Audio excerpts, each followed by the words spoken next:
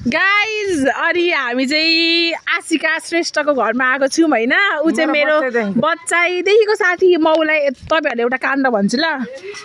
नमस्ते हाम्रो यहाँ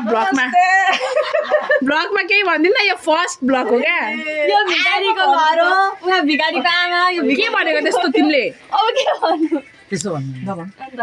तपाईँहरूले यता आउनु है एउटा ऊ चाहिँ आसमा परन्दासी गाइस तपाईँहरूलाई के भन्न चाहन्छ नि यो तपाईँहरूले यो देखिरहनु भएको छ नि यो फोटोमा उसले जुन रेड ड्रेस लगाएको छ नि हो त्यो चाहिँ सानोको मेरो अरे होइन अनि पछि अब उसले एउटा फोटो खिच्दाखेरि मैले नदिएर क्या उरामा झगडा परेको अरे क्या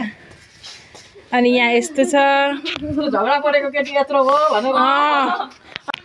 हेलो गाइस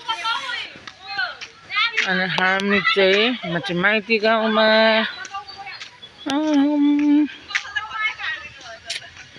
माइती गाउँमा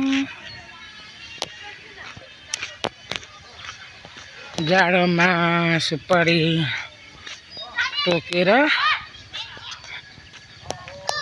मुखे बाक्लो भइरहेछ